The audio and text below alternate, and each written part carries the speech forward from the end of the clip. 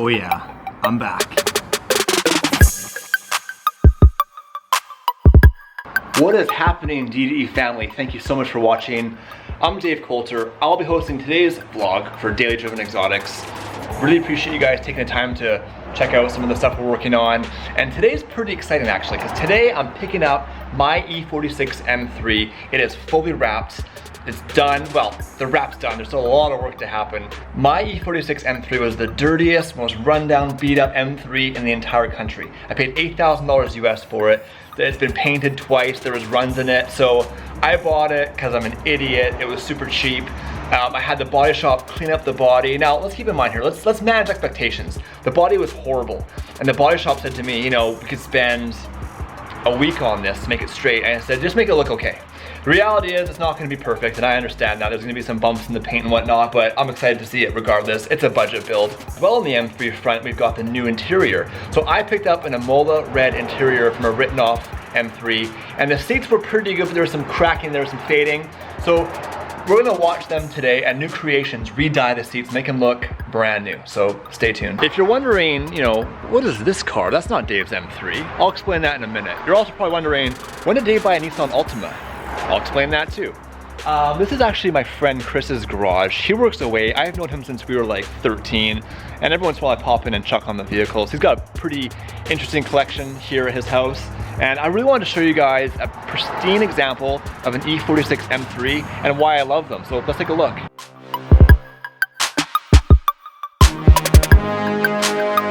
This is a 2004 BMW M3, completely stock. It has the 19-inch OEM wheels with the OEM tires, and have a look at this interior. Remember, this car is 14 years old. It is absolutely perfect. This car has 100,000 kilometers, which would be, I did the math on it, I think 40,000 miles. No, that's wrong. 60,000 miles? Whatever, you do the math. Yes, the first thing you're gonna say is, Dave, it's SMG. Hey, nobody's perfect, including you. Let's give it a rest. You'll notice it has a little bit of wear in the bolster there, very common in this seat. And today we're actually gonna see how they fix that. So this is a bit of a, you know, a bit of a teaser of what's to come on mine. I literally have the exact same interior, including the dash, the door panels, everything from this exact spec. So this is a pretty cool little indicator of what my M3 interior will look like, only mine will be obviously the 6-speed manual. Burn.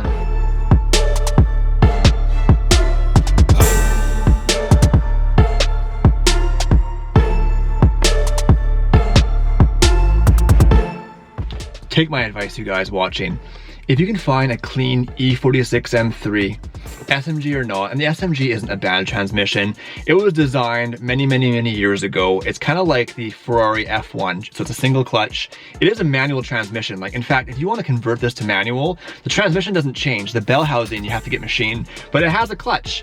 Obviously, as the car got older and parts started to wear out, the computer now is getting a bit confused. In like slow traffic, it's a pain in the ass. But this thing shifts hard and fast, especially when you put it in its full crazy, I'll show you. When you put it in its full aggressive mode here, turn off traction control, put it in sport. It's a very fun car to drive that way. It's just old now. So I would encourage you, get the manual if you can. If you can't, get an SMG. It's not a bad transmission, it's just a bit tired, just like me. You see these bags, kids? Ironically, the owner of this car and I went to high school together, and we both really wanted to get M3s back when we were 18. Now, I graduated in 2001, when this car was essentially a new concept. It was breaking technology. It's still an impressive car, but back then it was really impressive. Now for us, being in high school, we're just graduating, working out at the Pizza Hut, making the minimum wage, it wasn't on my radar. I just couldn't afford it, and I knew that. So I actually bought an Acura Integra. I built my own turbo kit for it. I blew it up. That's a whole other vlog. But about 10 years later, I got to a position where I could buy an M3, and I didn't. I didn't buy an E46 M3. I just felt like it was too old and I want something newer. So that's my next lesson for you guys. Don't buy a car for your insecurity, buy a car for your soul. I know this is probably killing you that I'm standing right in front of this GTR that so many people love, and I'll talk about that car in a minute. I want to continue with my story here. So for me, I had a chance to buy an E46 M3, much like this car, just mint, a few years ago, and I didn't, because to me I was like, you know, I love the car, but it looks old. I want something that looks newer. So I literally bought a 328i. It was a couple years old, it was basically new. Beautifully handling car from a, you know, everyday perspective, but nowhere near the level of the M3. It didn't serve my soul, it didn't make me excited to drive it, but it looked brand new and I felt like, yeah, I got a new BMW. Look how successful I am. Then you get to a point in your life where you stop caring what people think, and that is like the best place you can be.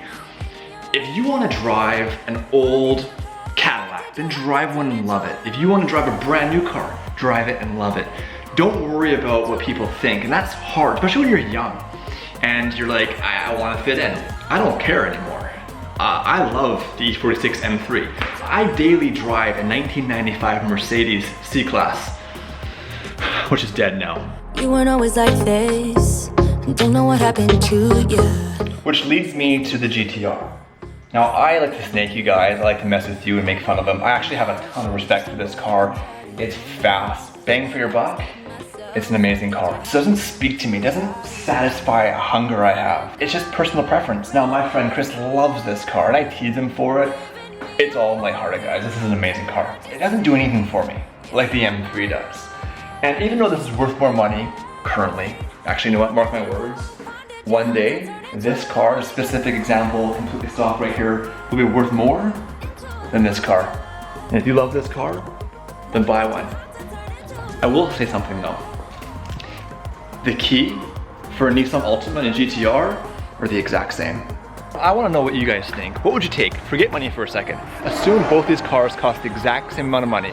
Would you take the GTR or the E46 M3? Leave a comment below. Well, that's it for this. Let's go check out the seats for my M3 that are currently being prepped to be re-dyed. We'll take the Escalade. We'll save some fuel. Kind of ironic I talk about don't get a car for your ego. And I drive an Escalade. I wanted to get a Yukon Denali or like a Tahoe, like a deluxe model. But where I live, you Americans, you buy them all because it's cheap for you. You get a big discount because your dollar's worth more. So I was waiting. Finally, my friends at Mercedes called saying we have this Escalade. It literally has 20,000 miles. It's immaculate. And I got it for a really good price. So I bought the Escalade. Yeah, fuel's brutal. And right now, fuel's about $7 a gallon where I live. So I think it's time to say goodbye to the Escalade. But for now, let's go make some black smoke from the exhaust.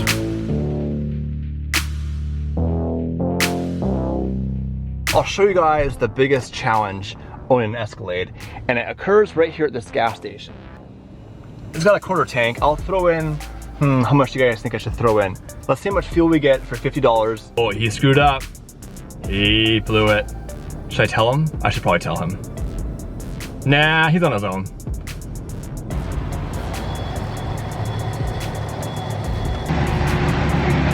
I think to fill this truck right now is about $200 Canadian. And we'll get about, man, I gotta learn my miles and stuff. 400 kilometers to a tank, yeah, it's brutal. I was at just below a quarter tank, which if you saw that, you'll remember, but if you don't remember, just trust me, I was at a quarter tank. Let's see what that did, and let's see how much range we have from it. Ready? Oh, and by the way, Cadillac, what is this? What is this actually a key? You sell a $100,000 SUV and it comes with an actual physical key? Get on your stuff. Just over half tank of fuel. Our range on that fuel is 314 kilometers, which when you do the math on it, is like exactly 200 miles. And that is why I don't commute in the Escalade. Now, it's not because I'm poor. You're like, oh, you can't afford it.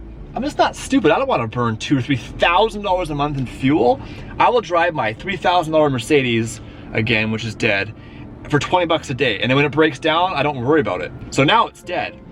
But here's the good news. Now it's time to get a new commuter. And as you saw, fuel is going crazy, the costs in Canada. I think it's time to go diesel. Yeah. So let's find a diesel commuter. Maybe we'll do that this week.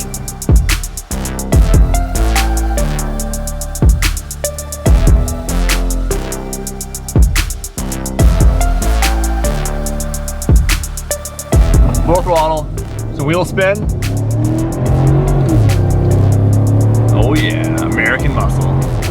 That was $9 to do that. We have arrived at New Creations. Let's go see what's going on.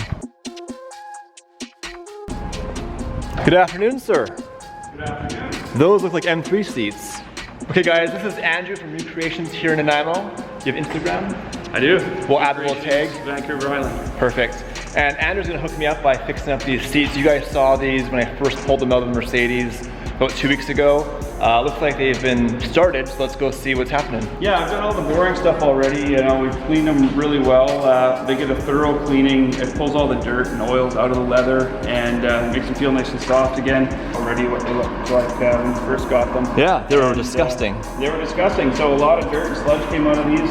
I've just been letting them breathe for the last couple days, and yeah, we're ready to get some dye in there and start repairing some of the wear and the damage. And leather is porous, right? It's just like your skin, right? It's a cow skin, so you're treating it just like you would your face, your hands. You know, it needs. I mean, it's dead, but but you know, you gotta keep that in mind. It's not a plastic, it's not a vinyl. So how would you rate the condition of these seats? So overall, they're in good condition. They're pretty average, I would say, for the year. I think these are about 12 years old. These are from 2002, so it's actually 16. Okay, yeah. So I mean, when you consider how many years they have, I mean, the leather's not cracking, it's not falling apart. The seams are still intact for the most part. You just got the normal wear and tear from getting in and out, right?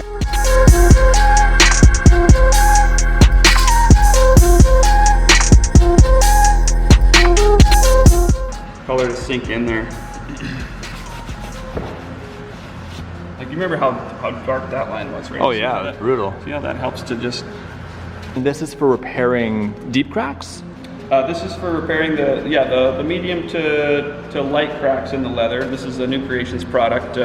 It's not something that you can get. This is a professionally applied product. So a lot of these products are developed by our company. So you know, for professional use. But what this is it's a product that's going to get into those cracks of the leather, seal them up, and then when we color them, it'll give that nice smooth surface again, right? So I'm just going to work that in there. So this is going to take a few hours to massage in the dye. Right now, Andrew's going to show us the armrest, the repair process. So it's been cleaned already. We filled the cracks. Now we're actually going to dry it and then spray it. We're still going to be rubbing in the dye at this point. Yeah, you could see it was all black and chafed there before. And now we're going to be able to start to level that out. Yeah. And a couple more applications like that, and this will be red just like the rest of it here. You won't even know that was ever there.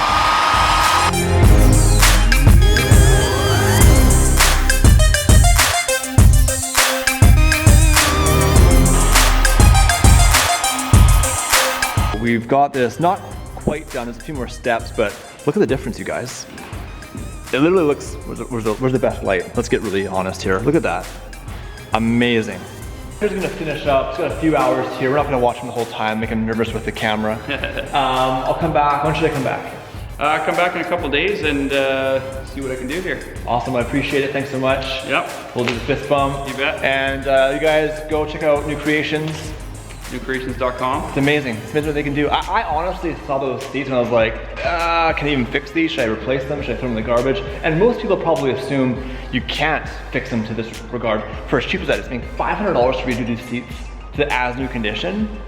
That's pretty good. That's cheap. Yeah, that's good value. We should raise their prices. Hurry guys, before it's too late. Okay, thanks a lot. Thank you. See ya. Back in the Escalade. My goodness, you guys. I'm always shocked how much work it takes to do this stuff. Like, watching Andrew work on the seats, you know, hand massaging the dye, telling me it's gonna take a few hours of that, my assumption was to just spray it, so I'm blown away. They're awesome here. Check out New Creations. There's a link in the description of the video. Now, this is the moment we've been waiting for. The M3 is done, it's just across the road.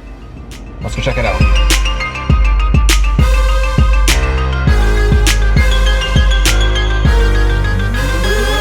Guys, update for you. Right after I said I was gonna go pick up the car, I got a text message from my buddy who helped wrap it saying that it's done and they dropped it off at my house. It's in my garage right now. Let's go over and take a look. There you have it. Wrap's done. What do you guys think? So this is the super shiny metallic gray. It took me like 2 months to remember that. Oh yeah. Now I know the wheels are hideous and I apologize, the other ones aren't done yet, but kind of like, you know what? Let's just pixelate that. Pixelate that wheel.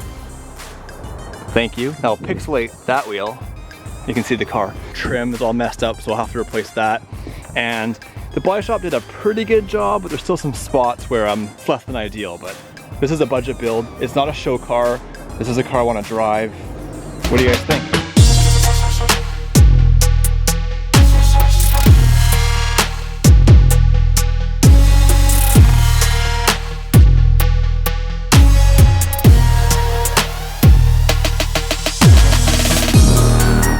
Look at the interior. Eee. Ugh. We have a new interior going in this car. Everything has to come out, including the dashboard. How do I close the door? Should I grab it?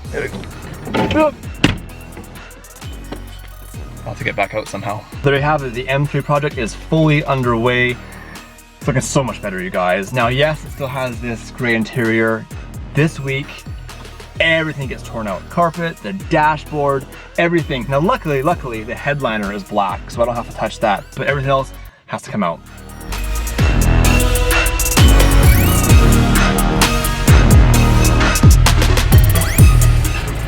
That's it for this video. Thank you so much for watching. Make sure you lightly click subscribe, click like on the video. And honestly, what I really want you guys to do is leave a comment on what car that you really want, not the car you think you want. I thought I wanted a 328. I wanted the M3. It took me a few years to figure that out. Also, merch. The Scud tee is available right now in the store. We're kind of not sure, like, is the Scud a car we should keep? No one seems to love it that much. If you love it, show us, buy a tee. And that's it, guys. Thanks for watching. See you next video.